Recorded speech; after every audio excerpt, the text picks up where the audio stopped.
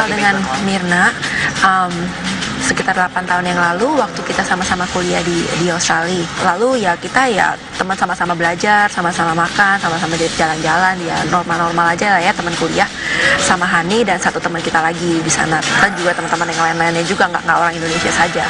Sama yang di sekitar komite itu bohong, yang semuanya Saya yakin bahwa apapun semua yang diomongkan Jessica di media itu adalah bohong. Semuanya bohong.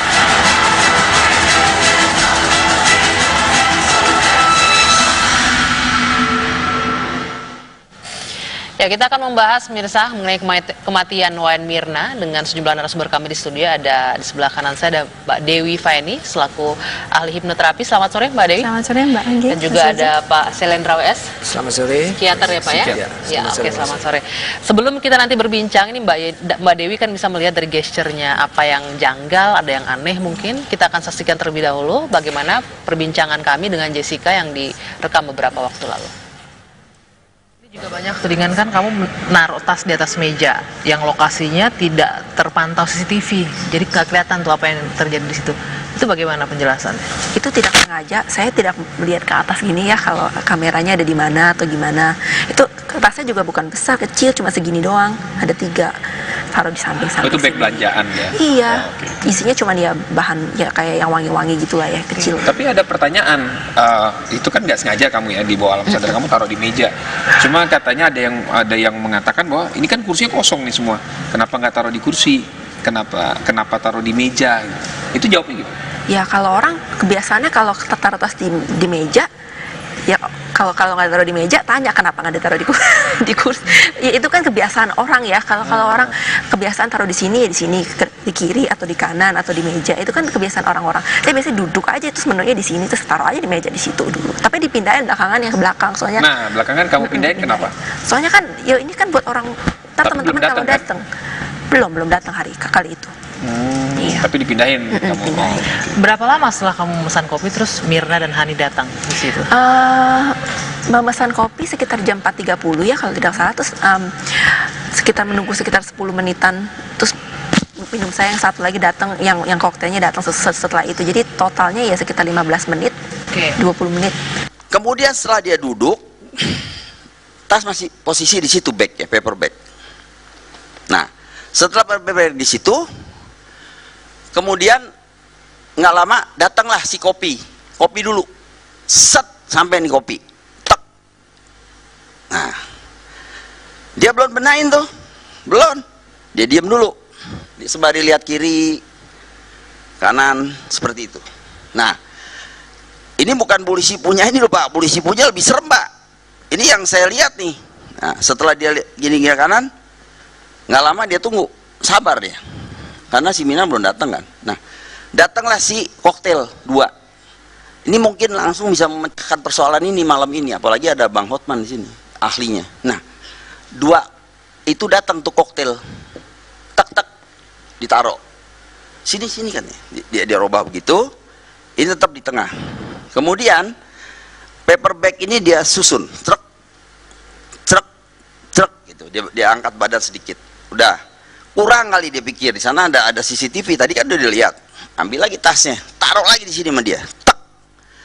Maksud saya dia berbohong pada saat di wawancara TV One masih direkam rekamannya saya minta. Dia bilang kopi datang setelah ini di bawah. Salah. Paper bag sudah di set, kopi masih di tengah, ya, dan itu dia tutup. Makanya tidak ada alibi untuk menyatakan yang seperti semua kira bahwa ini kopi tidak diracun, begitu kira-kira. Ya, kita sudah sama-sama menyaksikan tadi bagaimana Jessica menjawab dan juga bagaimana penjelasan dari ayah Mirna. Apa yang bisa Mbak Dewi lihat dari gestur Jessica menjawab dan pernyataan-pernyataan? Sebelum saya menjawab pertanyaan Mbak Anggi, ini yang saya ingin sampaikan bahwa ada yang dinamakan neuroscience, yaitu semua perilaku, ucapan itu dikelola oleh yang dinamakan neuropsychology. Jadi di atas otak itu yang mengelola semua, siapa, apakah dia mau mengatakan yang sebetulnya faktual atau misalnya hanya halusinasi. Nah, itu kita bisa lihat kalau kita berbicara itu selalu harus eye to eye contact dan selalu tatap matanya tajam. Ini yang kita lihat bahwa di tersangka ini semua mata selalu redup dan suara itu dikendalikan, sangat full control. Body gesture-nya juga sekali, dua kali, tetapi tidak seperti ayah Mirna yang secara leluasa tatapan matanya tajam, secara facial ekspresif. Jadi kalau menurut saya di situ ada beberapa hal yang bisa kita analisis. Apakah di sana ada faktor inkonsistensi pertama, apakah di sana ada faktor menyembunyikan fakta, itu bisa kita pelajari analisis dari facial ekspresi.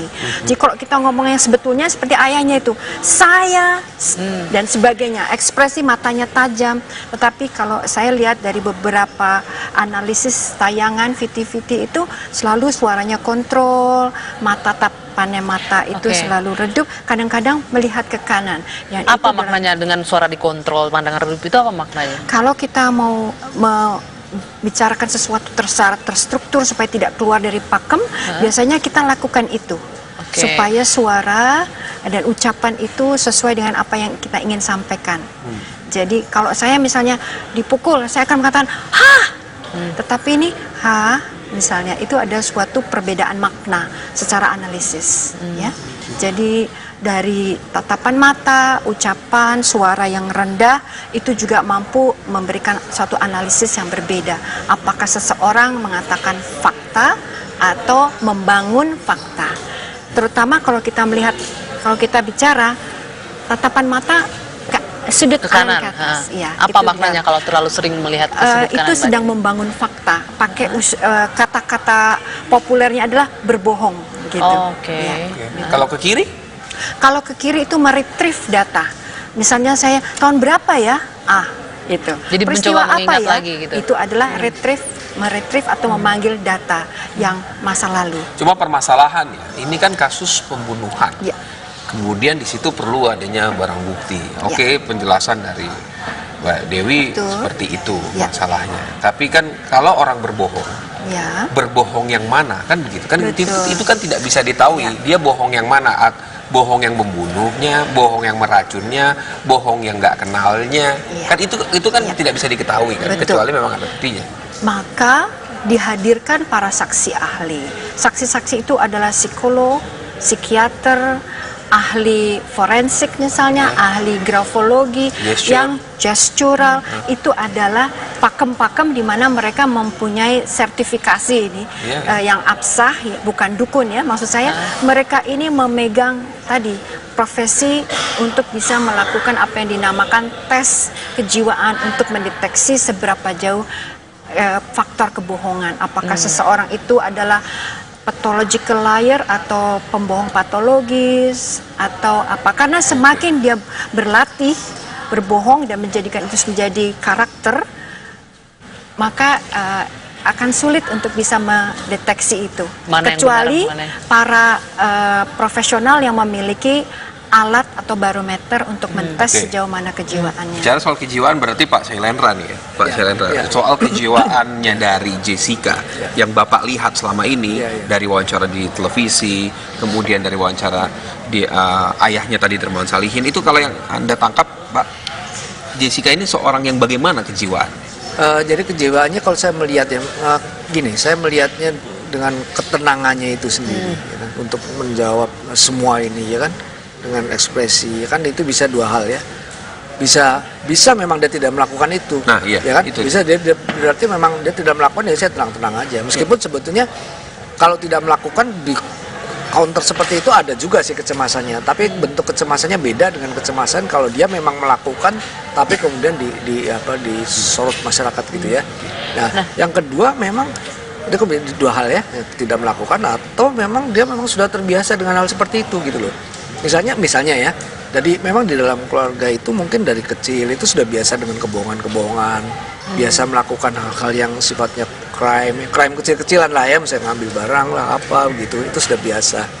Sehingga menghadapi hal seperti itu menjadi hal yang sudah biasa gitu kan, itu sudah bisa. Pak Shailendra mungkin juga mengamati Jessica ini kan maraton tampil di hampir semua televisi ya. Ya. Apa yang bisa ditangkap dari itu dengan dia sangat lancar bercerita, lancar mengcounter semua pertanyaan dari Ya, media? kalau saya melihatnya semua ini kan sebetulnya kan ada juga usaha dia kan, tapi memang ini kan semua kan tidak terbuka gitu loh. Kita nggak tahu usaha apa yang dipakai untuk mengcounter hal seperti itu, ya kan? Memang kan dalam kejiwaan kita nggak bisa melakukan suatu judge atau diagnosis tanpa kita melakukan pemeriksaan secara langsung. Nah itu yang saya harapkan memang di dalam semua ini, di dalam proses ini sekarang ini juga dilakukan pemeriksaan kejiwaan, tes kejiwaan, dan itu dilakukan oleh psikiater forensik. Itu nanti bukan hanya pemeriksaan. Apa yang bisa didapat dari psikiater forensik itu, Pak? Ya, itu bisa macam-macam tergantung ya kan. Tapi bisa saja misalnya di situ didapatkan bahwa misalnya ini seorang psikopat misalnya. Bisa dari wawancara menganalisa Dari langsung wawancara ketahuan. dan tes itu ada, tapi itu harus khusus ya. Jadi biasanya yang melakukan adalah psikiater forensik, dan itu dilakukan di dalam suatu tim, dan itu memakan waktu paling tidak 14 hari. Minimal dari dalam waktu itulah dilakukan pemeriksaan Itu bentuknya wawancara terus, Pak? Interview seperti itu? Wawancara sambil pengamatan, jadi tapi langsung ya, berhadapan sama orangnya langsung. Pada saat wawancara langsung, jadi bukan hanya melihat dari TV tapi langsung. Nah dari situ juga dilakukan tes-tes psikiatri. Oke, Pak Selendra, Anda tentunya sudah berpengalaman untuk menganalisa apakah orang psikopat atau tidak, ada memiliki gangguan kejiwaan atau tidak. Mungkin bisa dijelaskan nanti, kalau orang misalnya psikopat terbaca dari apanya, bisa dijelaskan Pak. Tapi nanti kita lanjutkan, kita jeda sejenak. Kabar Petang akan kembali sesaat lagi. Kami lanjutkan kembali perbincangan di Kabar Petang. Pak Selendra, mungkin bisa dijelaskan sedikit. Kita tidak menilai Jessica psikopat atau tidak, karena Anda tidak berinteraksi langsung dengan dia. Kriteria seorang psikopat berdasarkan ilmu yang Anda ketahui seperti apa sih Pak yang bisa dideteksi? Psikopat itu kan sebenarnya suatu personality disorder, suatu penyimpangan dari kepribadian gitu ya, kepribadian seseorang. Nah, yang paling sering muncul adalah dia sering melakukan suatu tindakan-tindakan kriminal yang melanggar hukum. Tanpa sering itu. Kalau dilihat riwayat ke belakangnya, seorang psikopat itu sering melakukan hal itu, dan itu dilakukan dengan enak aja gitu, dengan tenang aja. Satu, dua, sering berbohong dia. Berbohong itu menjadi hal yang lumrah buat dia kan, terbiasa dengan berbohong dan sebagainya itu. Yang ketiganya, dia tidak ada tanggung jawab terhadap keluarga, terhadap lingkungan dan sebagainya, itu nggak ada tanggung jawab dia, karena dia merasa bahwa semua itu adalah untuk kepentingan dirinya, nggak masa bodoh dengan orang lain. Yang penting dirinya senang, ya, cukup enak gitu, masa bodoh. Yang ketiga, nggak bisa berempati pada orang lain. Dia sama sekali nggak bisa berempati. Nah, Mbak Dewi, kalau Anda sendiri melihat Jessica berempati atau tidak dari beberapa tayangan yang dilihat? Kalau secara etika umum, saat seorang meninggal, apakah itu saudara, apa sahabat, pasti kita akan merasa berduka, sangat berduka. Apalagi saat itu ada seseorang yang meninggal di dekatnya. Maka seharusnya yang ditampilkan dari facial expression atau gestural adalah mata redup, tubuh tidak menantang gitu ya. Kalau saya lihat di beberapa tayangan, dia kelihatan tersenyum, terus seperti tidak ada apa-apa. Itu menurut saya adalah suatu perilaku yang anomali. Jadi tidak ada perasaan berduka. Secara umum saya lihat itu dari beberapa saksi semua memiliki reaksi yang hampir sama. Bahkan saya tahu ibu dari almarhumah itu tidak mau berinteraksi sama sekali hingga sekarang. Jadi itu menurut saya adalah suatu reaksi spontan yang positif, yang memang umum. Tapi kalau kita punya sahabat meninggal terus kita tertawa, tersenyum, itu menurut saya ada suatu kalau perilaku stres yang sangat tertekan karena tuduhannya ke dia, jadi dia sudah tidak lagi merasakan sesuatu lagi karena sudah sibukkan nih tuduhannya ke dia gitu. Jadi kok menurut saya ini yang perlu kita analisis. Anomali, setiap orang yang stres, depresi, biasanya dia tidak bisa tidur, dia ada gangguan makan, ada gangguan semuanya. Tetapi kalau menurut saya ini ada beberapa analisis menurut saya yang agak-agak sedikit anomali. Dia bisa berbicara runut, dia bisa tersenyum. Orang depresi tidak begitu. Orang depresi pasti kelihatan tubuh dan facial ekspresinya itu pasti droopy, seperti orang yang disorder. Misalnya rambutnya berantakan, tatapan mata tuh redup, ini saya yang tidak lihat. Itu stres ya. Tapi kalau dilihat dari awal, ketika baru dipanggil sebagai saksi pertama kali, kita melihat di tayangan kan Jessica terlihat tertutup, Ya. tidak mau didekati media. Perbedaannya sampai sekarang dia yang bisa tampil senyum. Apa yang Anda lihat? Mbak Anggi itu pertanyaan sangat baik. Jadi di awal memang ada suatu nervositas ya. Bahkan katanya dia minum ada minuman yang berbau alkohol 2 gelas. Nah itu menurut saya ada sesuatu nervositas yang muncul di awal. Tetapi setelah ada kurun waktu 3 minggu, saya lihat ada suatu perbedaan yang lebih datar. Antara lain bahwa dia sudah biasa berhadapan dengan wartawan, jurnalis, sering diwawancara, lalu itu menjadi suatu terlatih dan menjadi kebiasaan sehingga dia sudah tidak ada lagi suaranya kontrol, matanya redup, jadi menimbulkan sesuatu pertanyaan lagi. Selama 3 minggu ini dia sudah berlatih, jadi ada suatu perubahan yang drastis. Bisa dengan secepat itu orang merubah bagaimana Kebiasaannya. kebiasaan itu? Orang itu menjadi apa adanya karena terlatih. Misalnya Mbak Anggi relax di depan kamera, Mas Reza relax karena ini adalah yang dilakukan hari ke hari. Jadi saya juga misalnya saya melakukan sesuatu kesalahan, saya juga akan berlatih untuk bisa menjadi kelihatan tampil prima misalnya seperti itu. Contohnya nih Mbak Anggi, saat misalnya seseorang dijadikan tersangka, kalau saya tidak merasa bersalah, maka saya akan meronta misalnya, saya mengatakan tidak mau. Tapi kalau saya lihat ini di perilaku tersangka agak sedikit anomali, yaitu ya sudah kooperatif. Menurut saya itu luar biasa. Apa mungkin karena dia memang bisa mengendalikan dirinya, tenang? Ya. Bisa jadi kan seperti Bisa itu? jadi ketenangannya itu menutupi suatu kalau menurut saya itu yang menurut saya ranah dari psikiater untuk bisa masuk lebih dalam ke lapisan-lapisan yang subconsciousnya, alam bawah sadar. Ya artinya itu juga masih dalam perdebatan yang harus dibuktikan kembali sesungguhnya background dari keseluruhan history of life-nya si Jessica ya. Soal kematian Mirna, apakah benar Jessica adalah pembunuhnya? Kita berbincang di sini ada psikiatri dan kemudian di sini ada hipnoterapi. Ke psikiatri dulu. Dari kejiwaan, tadi Bapak dari awal mengatakan bahwa ini kejiwaan penting. Psikiatri forensik harus segera dilakukan. Apa sesungguhnya yang bisa didapat dari psikiatri forensik dibandingkan dengan hanya psikolog biasa? Bedanya di mana? Jadi pada pemeriksaan psikiatri forensik nanti salah satunya adalah dengan metode di psikiatri forensik itu, salah satunya selain wawancara juga dilakukan tes psikiatri, di mana itu bisa didapat apakah memang dia seorang psikopat atau bukan. Karena metode dalam psikiatri forensik itu nanti akan dilakukan. Memang kalau psikopat pasti membunuh, Pak.